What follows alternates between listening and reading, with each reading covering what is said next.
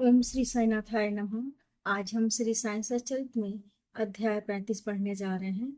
श्री साईं सच्चरित अध्याय 35। काका महाजनी के मित्र और सेठ निर्विज अंगूर बांद्रा के एक गृहस्थ की अनिद्रा। बालाजी पाटिल निवासकर बाबा का सर्प के रूप में प्रकट होना। इस अध्याय में भी उदी का महात्म्य ही वर्णित है। इसमें ऐसी दो घटनाओं का उल्लेख है कि परीक्षा करने पर देखा गया कि बाबा ने दक्षिणा अस्वीकार कर दी। पहले इन घटनाओं का वर्णन किया जाएगा। आध्यात्मिक विषयों में सांप्रदायिक प्रवृत्ति उन्नति के मार्ग में एक बड़ा रोड़ा है। निराकारवादियों से कहते सुना जाता है कि ईश्वर की सगुण उपासना केवल एक भ्रम है और सतगण भी अपने सदृश ही समान पुरुष हैं। इस कारण उनकी चरण वंदना कर उन्हें दक्षिणा क्यों देनी चाहिए।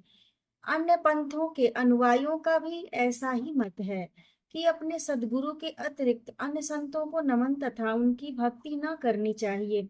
इसी प्रकार की अनेक आलोचनाएं साईं बाबा के संबंध में पहले सुनने में आया करती थी तथा अभी भी आ रही हैं। किसी का कथन था कि जब हम शिरडी गए तो बाबा ने हमसे दक्षिणा मांगी। क्या इस भांति दक्षिणा ऐंठना एक संत के लिए शोभनीय था? जब वे इस प्रकार आचरण करते हैं तो फिर उनका साधु धर्म कहाँ रहा। परंतु ऐसी भी कई घटनाएं अनुभव में आई हैं कि जिन लोगों ने शिरडी जाकर अविश्वास से बाबा के दर्शन किए, उन्होंने ही सर्वप्रथम बाबा को प्रणाम कर प्रार्थना भी की। ऐसे ही कुछ उदाहरण नीचे दिए जाते हैं।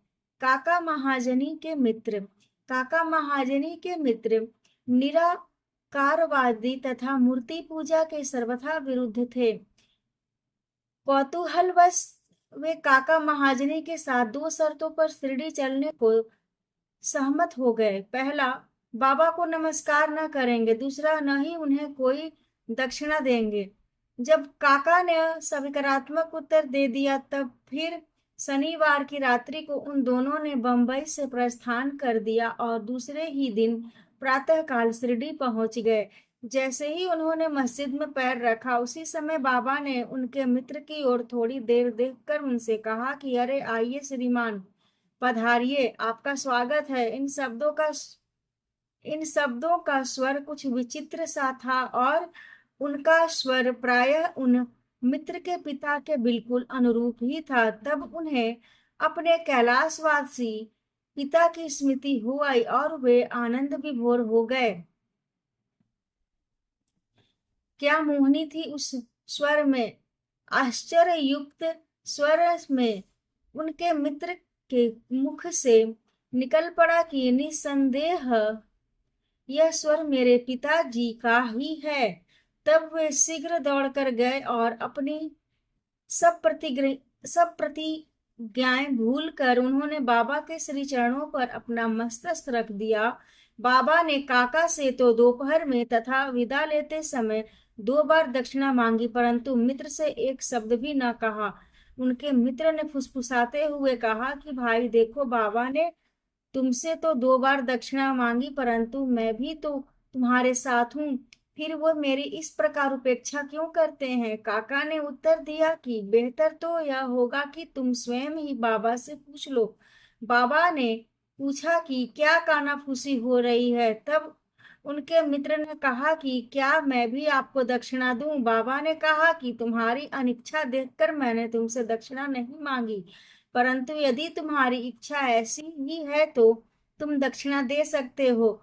तब उन्होंने 17 रुपए भेंट किए, जितने काका ने दिए थे। तब बाबा ने उन्हें उपदेश दिया कि अपने बीच जो तेली की दीवार भेदभाव है उसे नष्ट कर दो, जिससे हम परस्पर देखकर अपने मिलन का पथ सुगम बना सकें।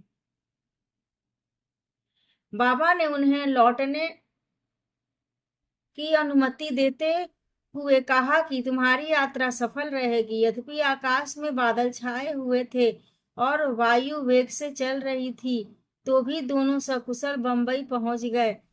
घर पहुंचकर जब उन्होंने द्वार तथा खिड़कियां खोली तो वहां दो मृत चिड़िया पड़ी थी।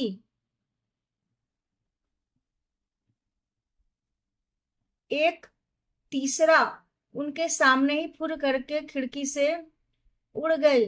उन्हें विचार आया कि यदि मैंने खिड़की खोली छोड़ी होती तो इन जीवों के प्राण अवश्य बच गए होते। परंतु फिर उन्हें विचार आया कि यह उनके भाग्यानुसार ही हुआ और बाबा ने तीसरे की प्राण रक्षा के हेतु हमें शीघ्र ही वहां से वापस भेज दिया। काका महाजनी के सेठ बंबई में ठक्कर धर्मसी जेठा भाई सॉलिसिटर कानूनी सलाहकार की एक फर्म थी। काका इस फर्म के व्यवस्थापक थे। सेठ और व्यवस्थापक के संबंध परस्पर अच्छे थे। श्रीमान ठक्कर को ज्ञात था कि काका बहुधा शिरडी जाया करते हैं और वहां कुछ दिन ठहरकर बाबा की अनुमति से ही वापस लौटते हैं। कौतूहलवश बाबा की परीक्षा करने के विचार से उन्होंने भी होलिकोत्सव के अवसर पर काका के साथ ही शिरडी जाने का निश्चय किया। काका का शिरडी से लौटना सदैव अनिश्चित सा ही रहता था, इसलिए अपने साथ एक मित्र को लेकर वे तीनों रवाना हो गए। मार्ग में काका ने बाबा को अर्पित करने हेतु 2 सेर अंगूर मोल लिए। ठीक समय पर शिरडी पहुंचकर वे उनके दर्शनार्थ मस्जिद में गए। बाबा साहेब तरखट भी तब वहीं पर थे। श्री ठक्कर ने उनसे आने का हेतु पूछा। तरखट ने उत्तर दिया कि मैं तो दर्शन के लिए ही आया हूँ, मुझे चमत्कारों से कोई प्रयोजन नहीं, यहाँ तो भक्तों की हार्दिक इच्छाओं की पूर्ति होती है। काका ने बाबा को नमस्कार कर उन्हें अंगूर अर्पित किए। तब बाबा ने उन्हें वितरित करने की आज्ञा दे दी। श्रीमान ठक्कर को भी कुछ अंगूर मिले। एक तो उन्हें अंगूर रुचिकर न लगता था, दूसरे इस प्रकार अस्वच्छ खाने की डॉक्टर ने मनाही करी थी, इसलिए वे कुछ निश्चय न कर सके और न चाहते हुए भी उन्हें ग्रहण करना पड़ा और फिर दिखावे मात्र के लिए ही उन्होंने मुंह में डाल लिया। अब समझ में न आता था कि उनके बीजों का क्या करें। मस्जिद की फर्श पर तो थूका नहीं जा सकता था, इसलिए उन्होंने वे बीज अपनी इच्छा के विरुद्ध अपने खीसे में डाल लिए और सोचने लगे कि जब बाबा संत हैं तो यह बात उन्हें कैसे अविदित रह सकती है कि मुझे बीज वाले अंगूर नापसंद है। फिर क्या वे मुझे इसके लिए लाचार कर सकते हैं। जैसे ही यह विचार उनके मन में आया, बाबा ने उन्हें कुछ और अंगूर दिए, पर उन्होंने खाया नहीं और अपने हाथ में ले लिया। तब बाबा ने उन्हें खा लेने को कहा। उन्होंने आज्ञा का पालन किया और चबाने पर देखा कि वे सब निर्बीज हैं। वे चमत्कार की इच्छा रखते थे, इसलिए उन्हें देखने को मिल गया। उन्होंने सोचा कि बाबा समस्त विचारों को तुरंत जान लेते हैं और मेरी इच्छा अनुसार ही उन्होंने उन्हें बीज रहित बना दिया है। क्या अद्भुत शक्ति है उनमें। फिर शंका निवारणार्थ उन्होंने तरखट से, जो समीप ही बैठे हुए थे और उन्हें भी थोड़े अंगूर मिले थे, पूछा कि किस किस्म के अंगूर तुम्हें मिले। उत्तर मिला, अच्छे बीजों वाले। श्रीमान ठक्कर को तब और भी आश्चर्य किया कि यदि बाबा वास्तव में संत हैं तो अब सर्वप्रथम अंगूर काका को ही दिए जाने चाहिए। इस विचार को जानकर बाबा ने कहा कि अब पुनः वितरण काका से ही आरंभ होना चाहिए। यह सब प्रमाण श्री ठक्कर के लिए पर्याप्त थे। फिर सामा ने बाबा से परिचय कराया कि आप ही काका के सेठ हैं। बाबा कहने लगे कि ये उनके सेठ कैसे हो सकते हैं, इनके सेठ तो बड़े विचित्र हैं। काका इस उत्तर से सहमत हो गए। अपना हठ छोड़कर ठक्कर ने बाबा को प्रणाम किया और वाड़े को लौट आए।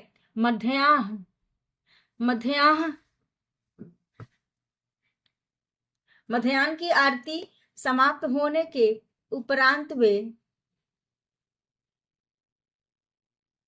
बाबा से प्रस्थान करने की अनुमति प्राप्त करने के लिए मस्जिद में आए। सामा ने उनकी कुछ सिफारिश की।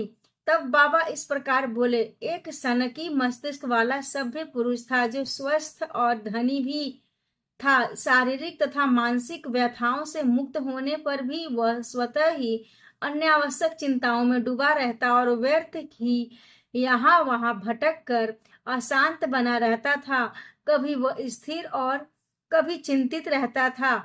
उसकी ऐसी स्थिति देखकर मुझे दया आ गई और मैंने उससे कहा कि कृपया अब आप अपना विश्वास एक इच्छित स्थान पर स्थिर कर लें। इस प्रकार व्यर्थ भटकने से कोई लाभ नहीं। शीघ्र ही एक निर्दिष्ट स्थान चुन लो। इन शब्दों से ठक्कर की समझ में तुरंत आ गया कि यह सर्वथा मेरी ही कहानी है। उनकी इच्छा थी कि काका भी हमारे साथ ही लौटे। बाबा ने उनका ऐसा विचार जानकर काका को सेठ के साथ ही लौटने की अनुमति दे दी। किसी को विश्वास न था कि काका इतने शीघ्र शिरडी से प्रस्थान कर सकेंगे। इस प्रकार ठक्कर को बाबा द्वारा विचार जानने का एक और प्रमाण मिल गया। तब बाबा ने काका से 15 रुपए दक्षिणा मांगी और कहने लगे कि यदि मैं किसी से 1 रुपया दक्षिणा लेता हूँ तो उसे 10 गुना लौटाया करता हूँ। मैं किसी की कोई वस्तु बिना मूल्य नहीं लेता और न तो प्रत्येक से मांगता ही हूँ। जिसकी ओर फकीर ईश्वर उंगली दिखाते हैं उससे ही मैं मांगता हूँ, और जो गत जन्म का ऋणी होता है उसकी ही दक्षिणा स्वीकार हो जाती है। दानी देता है, भविष्य में सुंदर उपज का बीजारोपण करता है। धन का उपयोग धर्मोपार्जन के निमित्त ही होना चाहिए। यदि धन व्यक्तिगत आवश्यकताओं में व्यय किया गया तो यह उसका दुरुपयोग है। यदि तुमने पूर्व जन्मों में दान नहीं दिया है तो इस जन्म में पाने की आशा कैसे कर सकते हो? इसलिए यदि प्राप्ति की आशा रखते हो तो अभी दान करो। दक्षिणा देने से वैराग्य की वृद्धि होती है और वैराग्य प्राप्ति से भक्ति और ज्ञान बढ़ जाते हैं। 1, 2 और 10 गुना लो। इन शब्दों को सुनकर श्री ठक्कर ने भी अपना संकल्प भूलकर बाबा को 15 रुपए भेंट किए। उन्होंने सोचा कि अच्छा ही हुआ जो मैं शिरडी आ गया। यहाँ मेरी सब शंकाएं नष्ट हो गईं और मुझे बहुत कुछ शिक्षा प्राप्त हो गई। ऐसे विषयों में बाबा की कुशलता बड़ी अद्वितीय थी। यद्यपि वे सब कुछ करते थे फिर भी वे इन सब से अलिप्त रहते थे। नमस्कार करने या ना करने वाले दोनों ही उनके लिए एक समान थे। उन्होंने कभी किसी का अनादर नहीं किया। यदि भक्त उनका पूजन करते तो इससे उन्हें न कोई प्रसन्नता होती और यदि कोई उनकी उपेक्षा करता तो न कोई दुख ही होता। वे सुख और दुख की भावना से परे हो चुके थे। अनिद्रा बांद्रा के एक महाशय कायस्थ प्रभु बहुत दिनों से नींद न आने के कारण अस्वस्थ थे। जैसे ही वे सोने लगते उनके स्वर्गवासी पिता स्वप्न में आकर उन्हें बुरी तरह गालियां देते हुए दिखने लगते थे। इससे निद्रा भंग हो जाती और वे रात्रि भर अशांति महसूस करते थे। हर रात्रि को ऐसा ही होता था जिससे वे किंकर्तव्य विमूढ़ हो गए। एक दिन बाबा के एक भक्त से उन्होंने इस विषय में परामर्श किया। उसने कहा कि मैं तो संकट मोचन सर्व पीड़ा निवारणी उदी को ही इसकी रामबाण औषधि मानता हूँ जो शीघ्र ही लाभदायक सिद्ध होगी। उन्होंने एक उदी की पुड़िया लेकर कहा कि इसे शयन के पूर्व माथे पर लगाकर अपने सिरहाने रखो। फिर तो उन्हें निर्विघ्न प्रगाढ़ निद्रा आने लगी। यह देखकर उन्हें महान आश्चर्य और आनंद हुआ। यह क्रम चालू रखकर वे अब साईं बाबा का ध्यान करने लगे। बाजार से उनका एक चित्र लाकर उन्होंने अपने सिरहाने के पास लगाकर उनका नित्य पूजन करना प्रारंभ कर दिया। प्रत्येक गुरुवार को वे हार और नैवेद्य अर्पण करने लगे। वे अब पूर्ण स्वस्थ हो गए और पहले के सारे कष्टों को भूल गए। बालाजी पाटिल सेवा, बालाजी पाटिल नेवासकर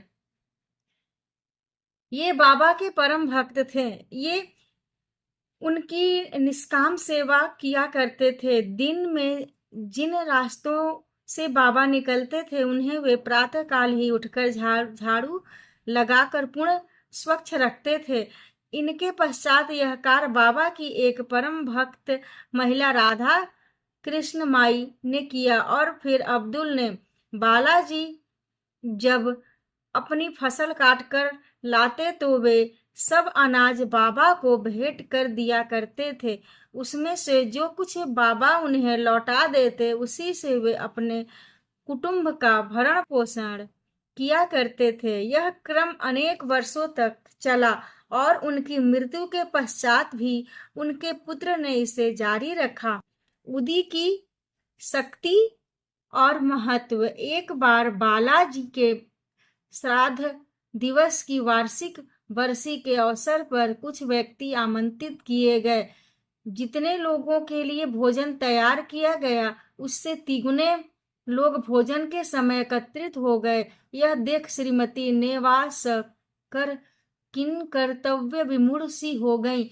उन्होंने सोचा कि यह भोजन सबके लिए पर्याप्त न होगा और कहीं कम पड़ गया तो कुटुंब की भारी अपकृति होगी।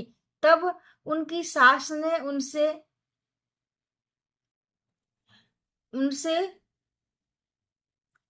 सांत्वनापूर्ण शब्दों में कहा कि चिंता न करो, यह भोजन सामग्री हमारी नहीं, ये तो श्री साईं बाबा की है। प्रत्येक बर्तन में उदी डालकर उन्हें वस्त्र से ढक दो और बिना वस्त्र हटाए सबको परोस दो, वे ही हमारी लाज बचाएंगे। परामर्श के अनुसार ऐसा ही किया गया। भोजनार्थियों के तृप्तिपूर्ण भोजन करने के पश्चात भी भोजन सामग्री यथेष्ट मात्रा में शेष देखकर उन लोगों को महान आश्चर्य और प्रसन्नता हुई।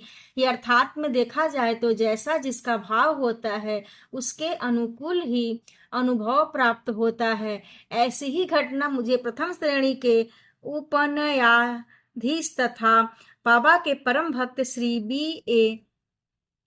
चौगुले ने बतलाई।